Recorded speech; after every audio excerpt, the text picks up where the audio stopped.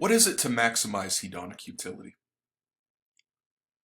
An action maximizes hedonic utility, just in case no alternative to that action has a higher hedonic utility. So if you've got a bunch of actions that you can perform, some of them have a higher hedonic utility than others, or one has a higher hedonic utility than all the others, then that action maximizes hedonic utility.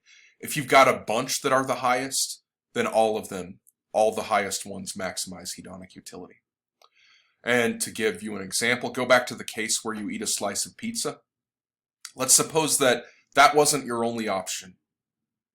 You could eat a slice of pizza, but you could also have eaten pasta instead. And if you had eaten pasta, you wouldn't have liked it as much as the pizza, so you would have only gotten 4 units of pleasure from eating the pasta up front. But you wouldn't have gotten food poisoning from the pasta. So the hedonic utility of eating the pasta would have been the amount of pleasure you got, 4, minus the amount of pain, 0. And if these were your only 2 options, eating the pizza, which gets you -5 hedonic utility, and eating the pasta, which gets you 4 hedonic utility, then the option that maximizes hedonic utility is eating the pasta. Now, I should say a couple things to follow up and clarify the theory. Remember, the theory we're talking about is HAU. An action is right just in case that action maximizes hedonic utility.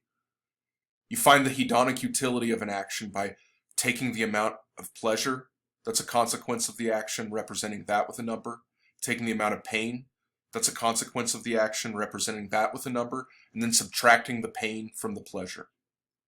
And the action that maximizes hedonic utility, or an action maximizes hedonic utility, when no alternative has a higher hedonic utility than it does. I've made these examples especially simple.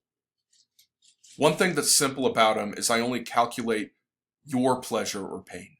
But HAU concerns everybody's pleasure and pain. It concerns everybody who's affected by your action, every consequence of your action.